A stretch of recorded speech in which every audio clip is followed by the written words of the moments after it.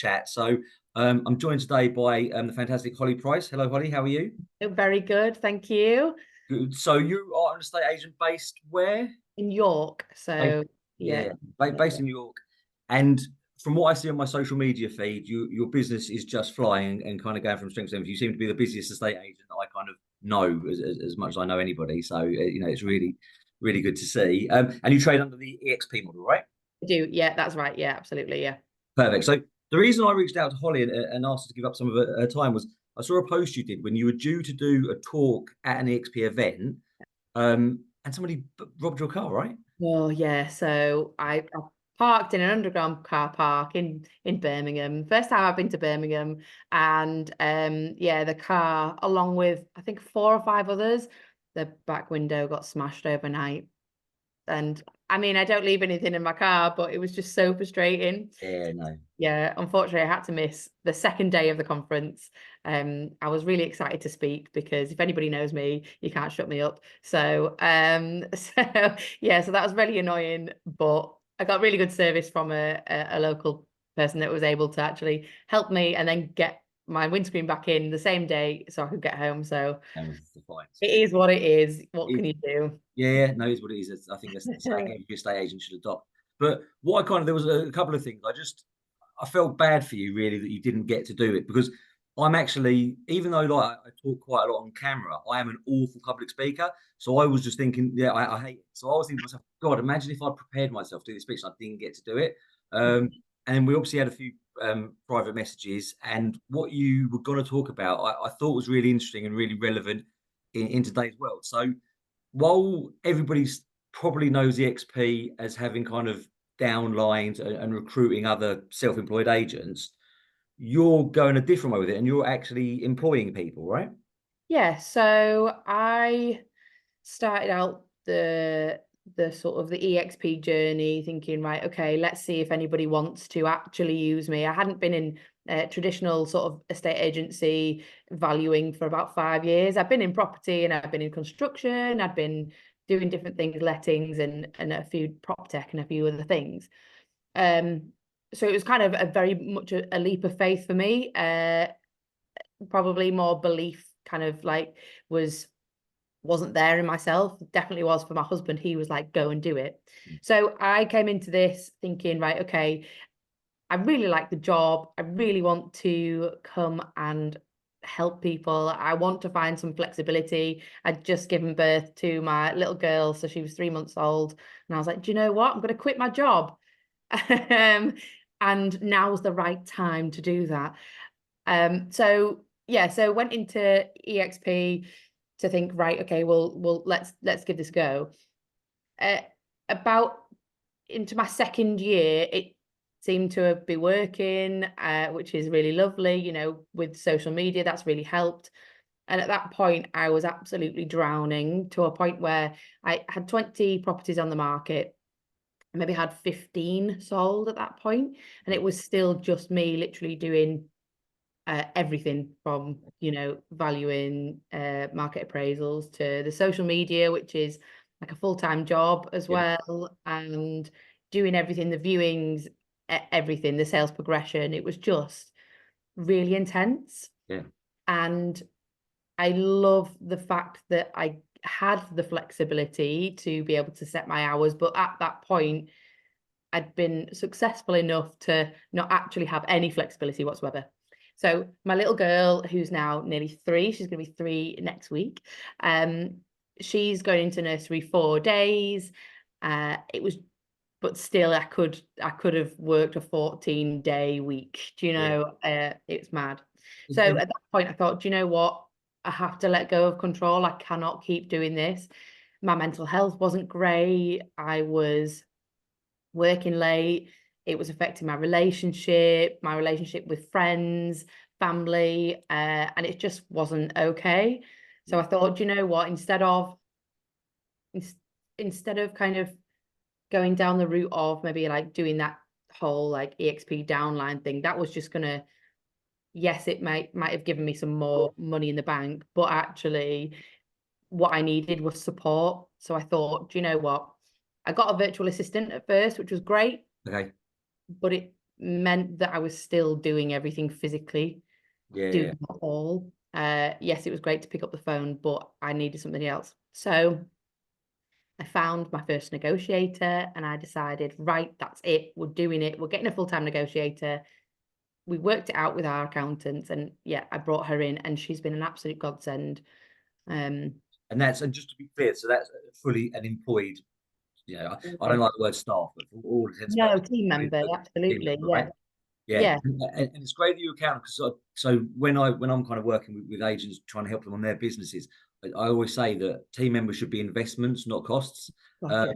But don't get me wrong, as a business owner, from a cash flow point of view, I do know and especially with sales, right? You have to legislate for up to maybe 6 months before they're Yeah. going to start bringing the money in. So, how did you feel was it kind of a conversation you had to have with? I mean, and also, sorry, I just want to circle back to the fact that your other half was so supportive, because Oh yeah. whenever we're working with people that want to go out and start their own businesses, I always ask about kind of family and friends, because it's so important, isn't it, to have that kind of supportive piece, in the background, helping out with the kids, and because it's not going to be easy. So someone's willing to help you and support you. Yeah, 100%. And the thing is as well, like, so we'd actually talked about, I'd spoken to EXP, I'd spoken to Adam Day, sort of in 2020. So I actually had been speaking to him about doing this at that point, like in the mid 2020.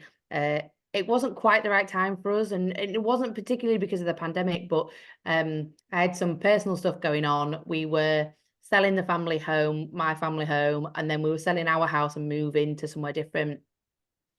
Obviously, then the pandemic was happening, but we'd also then changed our wedding about 5 times, to kind of, because of everything. So just wasn't the right time Right. at that time. But my husband was like, Hol, you have to go and do it. You need to do it. You're so good at your job, which is very nice. You're really good at what you do. Go and do it. We've got to do it. We'll make it work.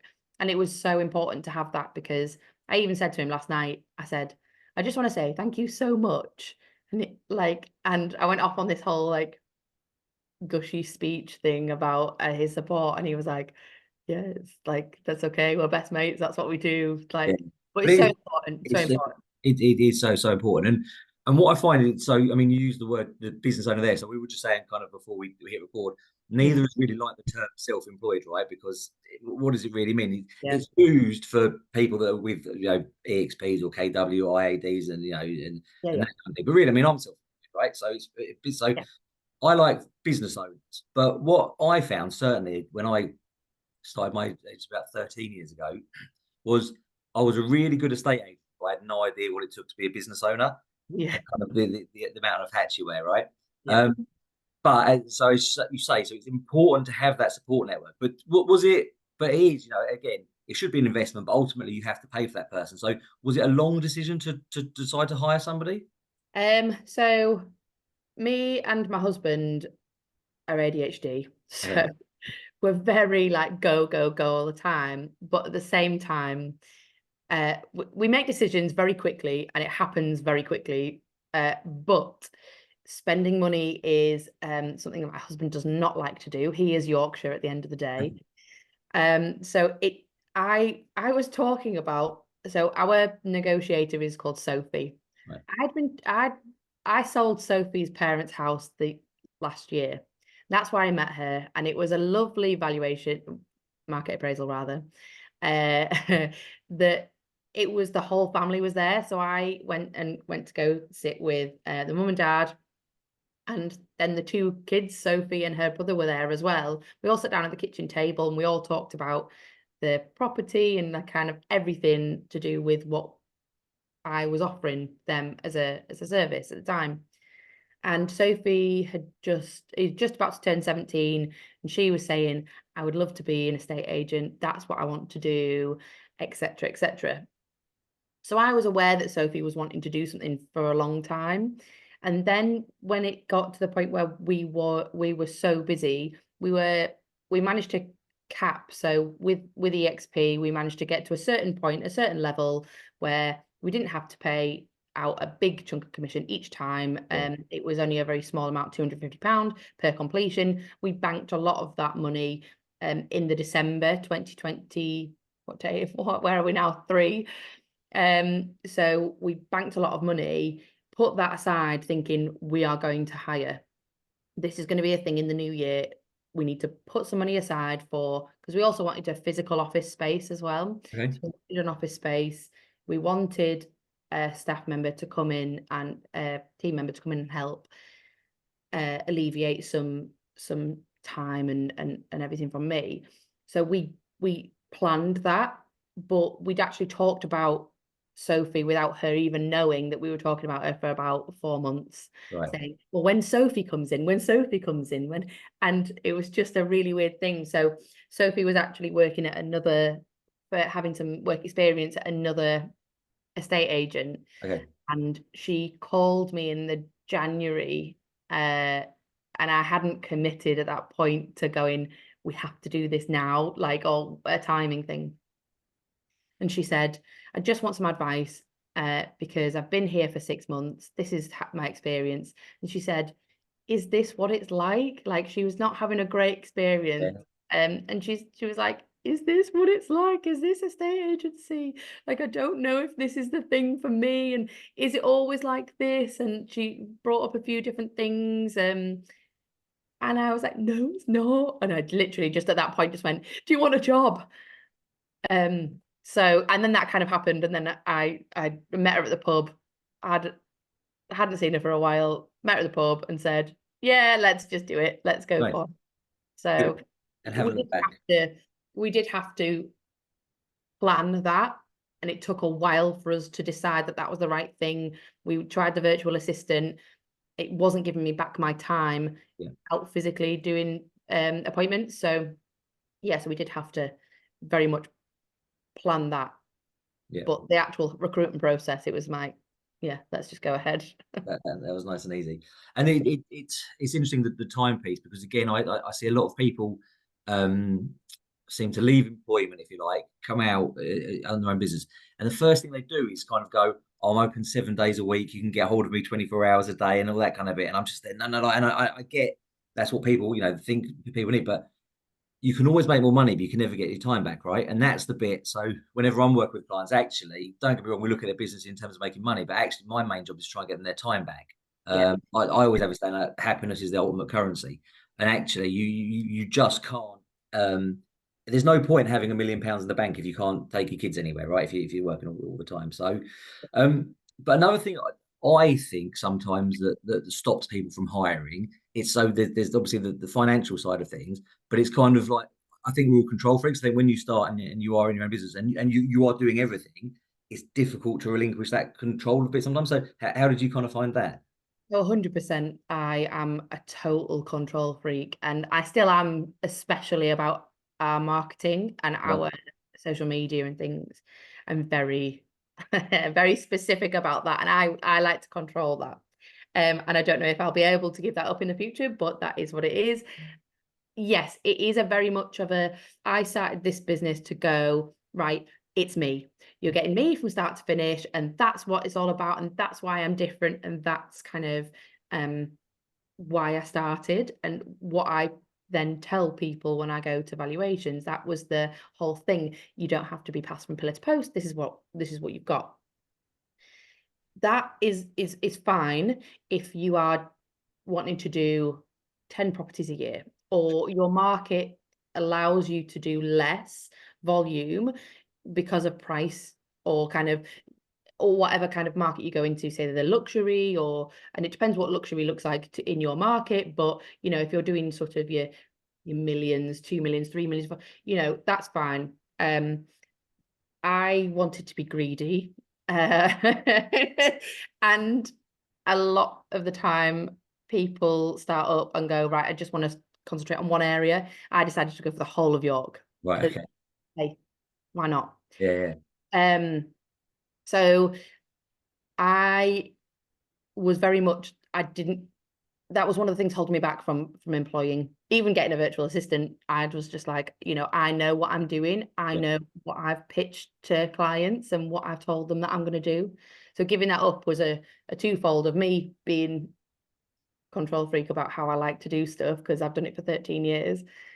And two, what I was actually telling clients Yeah. and why they were choosing me. So that was a very big worry for me, that I'd said one thing and I'm changing into another, which is also, again, relevant today because we've just rebranded slightly to get our own Rightmove profile and super profile. So we've gone from Holly Price estate agent or whatever to Price independent estate agents. Nice. And that was a big thing and a big debate, that I have let go of my first name Yeah. on that, but it's making sure that that ethos is still there and people still understand that is still within the business. So giving up the control is hard, but once I did it, I mean, I think when I brought Sophie on in the February, our pipeline was about 50,000, something like that.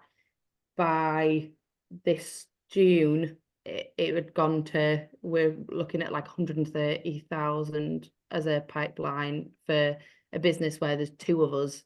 You know, we've got 20 odd properties on the market, 30 going through constantly. We always have 10 to 15 properties about to come on. We pull them, you know, we do kind of, we market right, we price right first time as much as we can, to make sure that our clients are going through that process as quickly as they can, but in a good way for them.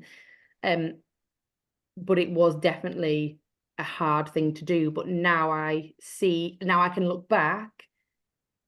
I'm so glad I did it, and I've just hired again as well, who's somebody starting at in the middle of this month, and that is for a very office-based role. That is a customer service. Okay. Onboarding, if you like, Yeah. role, where that is, because I can now also see the more we grow, I can see things that need tweaking and need attention. And that is also about kind of that letting go. You have to let go of that it's all just you, because actually it will improve your service and business if you can give more time to the things you're really good at, and actually then delegate stuff to things that, you know, parts of your business that are maybe the other people are better at. I'm not good at organization. I'm not good at organizing myself.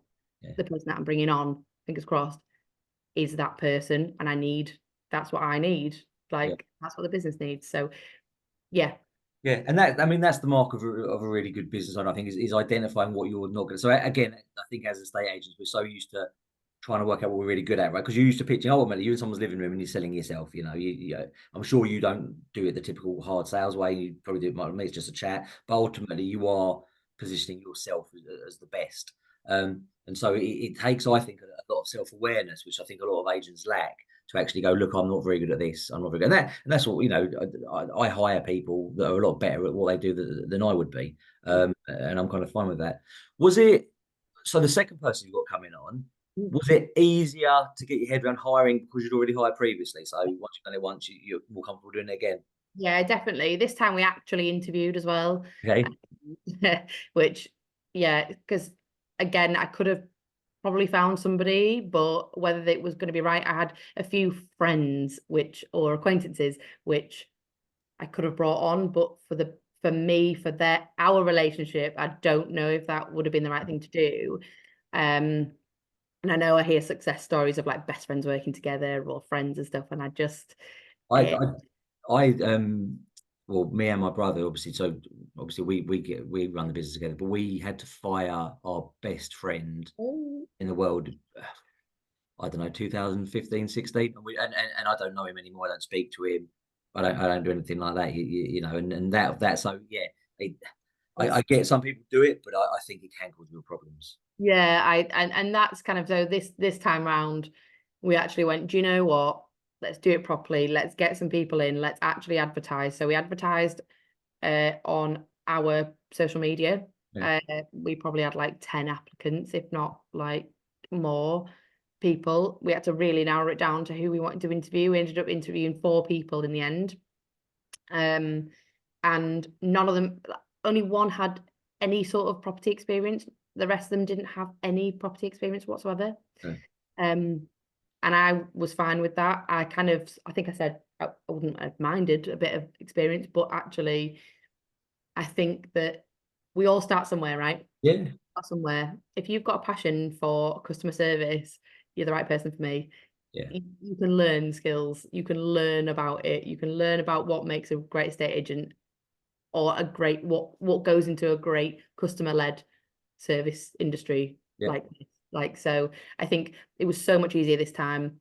I'm very excited for her to start. Nice. Easy side. But again, it's a testament to your business. I always think if you're running a good business, hiring's easier. So obviously, the fact that people obviously watching your social media. I mean, you're massive on your socials. You do it so well, and then people actually want to come and work for you. And that's it. Listen, it saves recruitment costs, number one, but also you're kind of getting people with the right culture from the start, because they kind of know what you're about.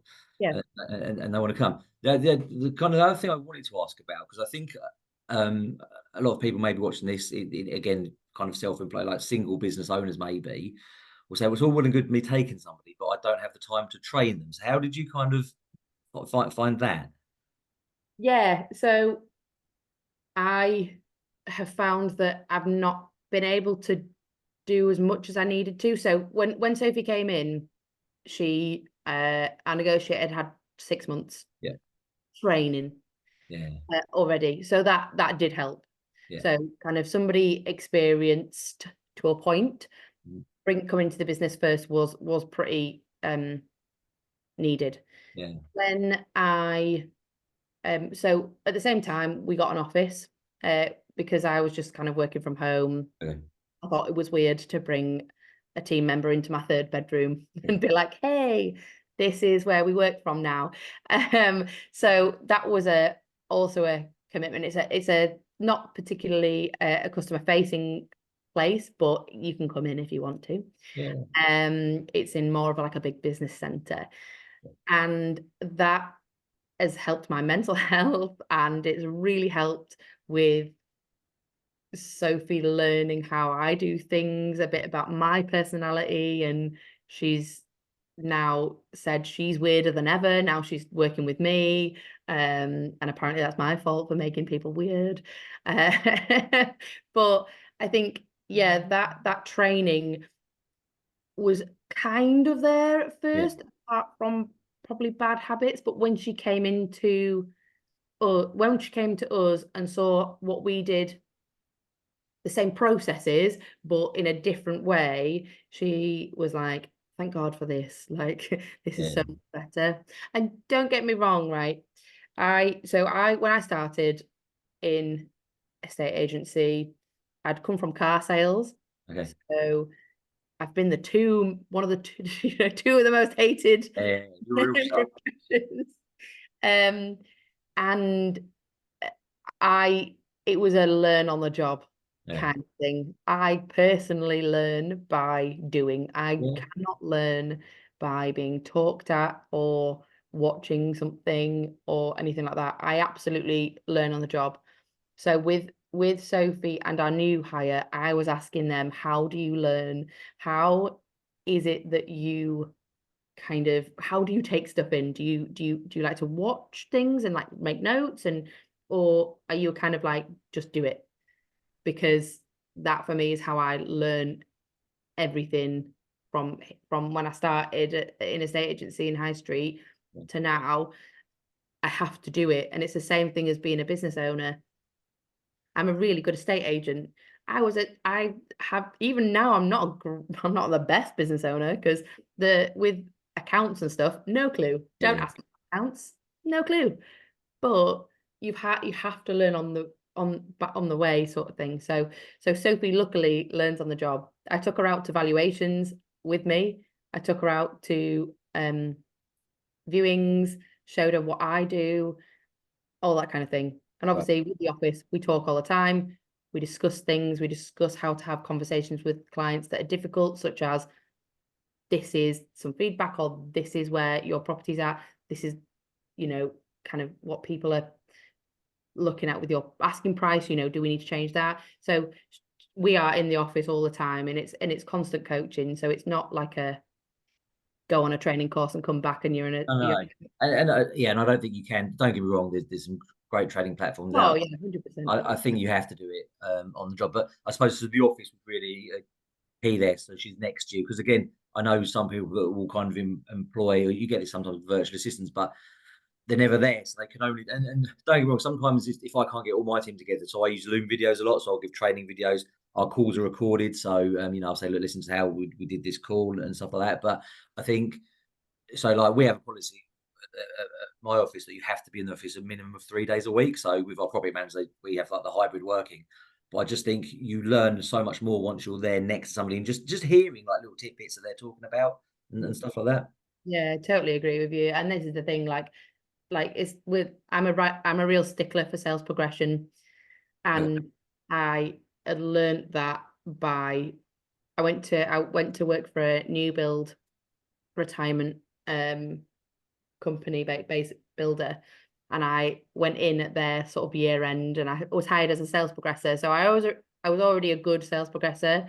I was hired as a sales progressor, and oh my gosh, the things you learn from working new build at year end, madness. Yeah. But it was such a good thing for me to be able to kind of learn and just kind of ask questions. And I think that's always the thing I always tell like Sophie, and I'll tell our new team member, just ask me. If you think you've got something wrong, just or you don't know, say you don't know. That's all right. Don't try and fudge it to Yeah. kind of get around it. Just say, look, do you know what? I'm totally honest. I'll find out for you. I don't know, but I will find out for you and I will come back to you. And it instead of thinking, right, well, I need to sort of make something up or what have you, Yeah. don't do it. Just be as honest as you can. Well, be honest, full Yeah. stop. To be You honest, know, stop. yeah, And if you say you're going to get back to them, do it. So yeah, I agree with you. You know, yeah, I don't know the answer to that. I will find out for you, but actually do find out for them. yeah. Yeah. And also, when more kind of internally, I have a saying. I stole it from Simon Sinek. It's be the stupidest person in the room, and I'm Yeah. happy to be the stupidest person in the room. So I'm happy to say, could you explain that to me? I don't really understand. You know, we get it. A lot of times other solicitors said they're doing this and no one's entirely sure what they mean. So I'll happily phone and say, listen, I'm just a thick estate agent. Can you explain what's happening there? Yeah. And that's just the best way to learn is to ask questions, right? I totally agree. And that's exactly how I've learned the sales progression part of it, like very intensely, like because you ask questions and you go, well, what does that mean? And why do you need that? And what's this, that, and the other?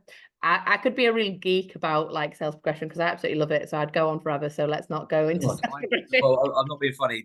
I hate it, so I definitely don't want to. Okay, Yeah, fine. no, it's the worst. I really don't enjoy it. So, well, look, you know, brilliant. Again, thanks for kind of sharing and sharing the story with us. I suppose a lot. I'd just like to kind of almost wrap up really with it. Is there any kind of top tips for hiring and such? Number one, I suppose, is don't be scared of it. Just do it. Yeah, and I think as well, I just want to totally caveat everything I've talked about and where we are now. I'm like nearly 3 years down the line with this. This is not me how I was like when I first started as a self-employed agent, you know, in the broadest term, and now more like I see myself more as that business owner. This isn't like an overnight thing that I've just kind of learned. It's taken, or I just like a born with this kind Sure. of confidence of the business and how we are, but it's absolutely a learning thing. And I have spoken to so many people in this industry like yourself and like other people and learned from their um processes as well. So this has not been like a kind of, you know, I feel like this now or I'm a confident business owner to be employed. You know, you're just seeing one part of it. um so I will caveat everything I've said that it's not easy. I It's not know. it's kind of Yeah, I mean, I've employed people now for 12, 13 years, and I wow. am learning every single day. Looking back on it, when I first started, I was an awful boss because I was going from what I'd learned from my managers when I was in the corporate world, like Sergeant Shout and that kind of stuff. And the pandemic did wonders for me just from a mental health point of view and kind of helped me become more the leader that I hope I I kind of am, but we're learning every day. I mean, even so this year, you know, like we've got our first maternity, people off on maternity leave and stuff like that. So yeah, I think being an employer and being a leader is a constant evolving thing, and you don't have all the answers ever. Yeah. Um, do you? Well, I'm gonna know the answers. You don't have any regrets of hiring, obviously. You know, otherwise poor old No, Sophie no. there. Are you? Do you wish? Would you've hired sooner, knowing now how well it's worked out? Yeah, definitely. I've spoken to multiple people and specifically Chris Webb. Um, love Chris. Yeah, He is such an advocate for me and the business doing well and everything. And I spoke to him months earlier and he was like, you need to hire. yeah, And I was like, oh no, well, I can do it. He was like, you need to hire. So by the time I'd hired, it was like 4 months down the line of when he was like, you need to hire. This is your next step. So I absolutely wish I'd taken the leap sooner, but I'm so glad I did at the time that I did as well, because actually, yeah, everything's not like perfect forever, but you know, it's if you need that help, absolutely go and do it. I do not regret hiring. no. hiring. And just a tip that I learned a long time ago was just if you look on the cost side again, a lot of people, let's just say for argument's sake, someone's going to cost you £30,000 a year. A lot of people look at it as a 30,000 year risk. Realistically, it's a 9 grand risk, because if they're not working out after 3 months, you're going to have that conversation and move them on. So Yeah. that's where sometimes I think business owners, you can get your head. So £30,000 is a really daunting sum of money when you break it down and go, right, as long as I am stick to my guns, if it's not working, I cut properly, it's a 9 grand risk or something like that, you see. So Yeah, it makes 100%. sense. Well, we will do a 6 month probation. Okay. So that gives us like that 6 months there. I think that's really important, because I think 3 months doesn't give you enough time within how kind of the market changes and all that kind of thing. You know, that's a summer. 3 months is a summer for us. Like, you know, and Yeah. it's completely different from one end of the, you know, summer to the, you know, to start or whatever. So, Yeah. but yeah, so that's us as well. We decided to do 6 months, and then we would give, if it's gone well, then we would give a salary increase at that point, because actually we want to. I'm very conscious about being a good employer, Nice. because I've been not in with not great employers, Yeah. great management. So I absolutely am so conscious about doing that. So we give things like, you know, like it seems nothing, but it's like a wellness hour every week. So our team, if they want to go get their nails done, right? And that's a very generalized sort of Yeah. thing for the women that we've got in the in the office. But it applies to me as well. If I want to go get my nails done, I don't want to be like going and get my nails done and then my team member can't do it because they're stuck on the phone. Yeah. Go and get that done. If you've got a lunch or you want to leave early, or you've got something you want to start an hour later or what have you, do that. That is there for them to take. Like, very flexible in that sense. And I think that that's just a tiny thing that you can give back instead of ordering a pizza in. Yeah. Yeah. I think giving them something that they actually want and that Yeah. can actually be used. So yeah, instead of a Pizza Hut. Yeah, yeah, yeah. No, it is. I was at a conference yesterday, and there was some like international business owners, and they were talking about the way the working world's going to go. And one of them said, "There's all the data shows people just want to be, well, effectively, they just want to be seen and heard, right? Yeah. So they'd rather than a pool table or free beers on a Friday, they'd rather that you knew when their birthday was and if they had oat milk in their tea rather than normal milk or something like that. And so I actually think getting to know your team, Mhm. um, and it's because then they feel seen, they feel heard, they're happier. People that are Yeah. happier work harder, and it benefits the business, right? So yeah, no, you've got it spot on. Brilliant. Listen, thank you so much for your time. I appreciate it. This was about you and your missed speech, if you like. So, was there anything else that you were going to say on that speech that you want to say today? We managed to cover most stuff. No, you've covered like all and probably more. So I really, really appreciate it. And I Perfect. really appreciate you reaching out to me, because it's really kind of you. So yeah, it's lovely. Thank you. Thanks so much, and good luck with the new starter, and good luck with the business. All right. Yes. Thank you. How